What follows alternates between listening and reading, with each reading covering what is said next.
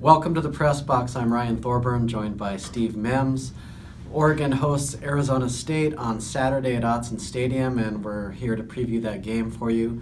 Steve, obviously the Ducks have lost 5 consecutive games, but they're favored to win this one. The Sun Devils have their own injury problems. Starting quarterback Manny Wilkins is a game-time decision. They might be going with a freshman, just like Oregon. They have other injuries on their offensive line. Coming off a home loss to Washington State where Luke Falk was pressured quite a bit but still picked them apart. What's kind of your read on this game?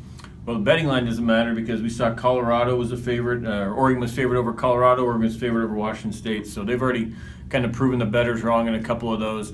I think this is one to me. It's, you lose this when you go to 0-3 in conference at home, and that's kind of maybe becoming a behind-the-scenes deal because last year they lost to Utah, Colorado at home. Now you're losing this year to Colorado at home.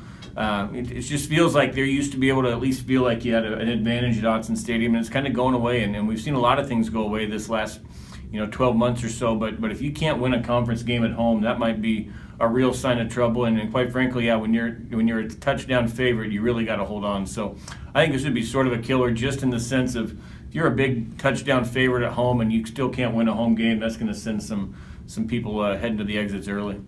Good news, bad news on defense.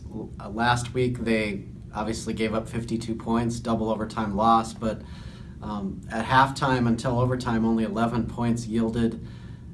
Their stat-wise they dropped to last nationally in yards given up, but if you watched the game they really had some fight in that second half. Got some stops that they needed to. Sonny Dykes helped them out a little bit with some strange decisions, but you have to be encouraged with the defense based on that second half at Cal. Yeah, based on the second half. I think you look at that first half, they gave up touchdowns on basically 3 straight drives and that put them down 21-0. The only way to get back into it, then you're right. In the second half, they put together 3-4 stops in a row, just something we haven't seen all year. And, that was how you come from 20 down, was you're able to score and get a stop. Kind of deal where for Oregon, you're thinking, man, if only we could have gotten a couple stops earlier in the game, the deficit's 7, you could have pulled up by 14. So I think where you take some positives from the defense at the end, it almost makes it more frustrating in the beginning that you couldn't stop them at all and put yourself in such a hole that you dug out of before then falling back into. I think for the secondary, this is a game where maybe you're not going to get spread out and picked apart like against Washington State or Cal. Maybe you can focus on, this quarterback situation and really focus on trying to stop the run, which, of course, Oregon has had a tough time doing anyway. Yeah, I feel like we said that against TCU last year and Colorado this year when we saw the backup quarterbacks coming in. And it may be a backup quarterback again here for if Manny Wilkins can't go. But, if Wilkins can go, I think the secondary still, is going to have to step up. But when you talk about Balaja, running back, can kind of be a power back. We just don't know what to expect right now from the quarterbacks, and I feel like every time we've gone into a game saying, well, we don't know what to think of the opposing quarterback, throws for 350 yards and 5 touchdowns. I think we do know what to expect from Justin Herbert. This is a guy who is going to get a little bit better each game. 6 touchdowns against Cal, ties the program record, but he is a true freshman, so you can expect a mistake or two, and just unfortunately for Justin, that came in double overtime, but even despite the defense he was facing, you have to be encouraged if you're an Oregon fan for a true freshman to deliver on the road like that. Yeah, we haven't seen a quarterback, true freshman quarterback, obviously, in 35 years come out and do it. And, it's been since Mariota that you saw a freshman quarterback come and take the reins of the team and give you a hope that, hey, you've got your guy for the next couple of years.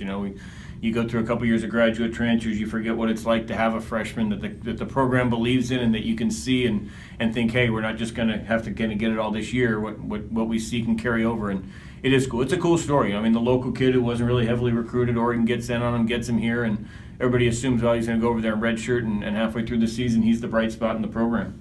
What would help Justin and what would have helped Dakota Prukop, it would be a vintage Royce Freeman, and Oregon simply hasn't had Royce. I'm guessing he's dealing with some painful injury issues, but Royce, what did he have? 15 yards on 10 carries, something like that? 15 carries for 10 yards. Yeah, I mean, Tony Brooks-James is playing well, but man, if they could get Royce going, that would really help Justin. Yeah, you can get a little thunder and lightning going there with the two of them. And yeah, it's tough to tell with Royce right now. Royce won't confess to any sort of an injury. I mean, he ran the ball 15 times last week. It's not like they just kind of kept him out, but it was just it was odd to watch. It felt like if he was going straight ahead, he was running into guys before he got to the line of scrimmage. If he was going to the side, he couldn't get to the edge before the defenders got him. It was just weird. Every time he got the ball, it was almost like he just went and fell forward and couldn't get anything. So I wouldn't be surprised, if it starts off like that again. I think they believe in Brooks James at this point, and I think they feel comfortable giving him a workload of 20 to 22 carries if it looks like Royce, goes out there and can't give you what you expect. Well, Justin Herbert's going to be pressured in this game. Arizona State blitzes like crazy, usually sending 6 guys on almost every play. I think they only faced 4 blitzes in their previous 2 games combined. The key is, if you're going to get sacked, just get sacked. Don't turn the ball over, because he's going to have his share of explosion plays. Just got to limit any sort of costly mistakes. Yeah, and stay healthy. If you're right. If you're gonna get hit, you might want to just take it rather than try to do something and scramble out and worry about getting high-low or something like that. But I think that you look at Herbert. I think you can get him prepped up during the week and get him some keys to look at, some hot reads, some targets to be out there, and to know that, hey, when the blitz is coming, you can read it. I don't think it'll be something that'll really kind of baffle him by any means. I think he'll be able to pick it up. There might be some series early on, in particular when you go 3 and out, as he tries to pick it up. All right, well, we'll see if Oregon can get its first win since early September, and we'll talk to you after the game. Thanks for tuning in.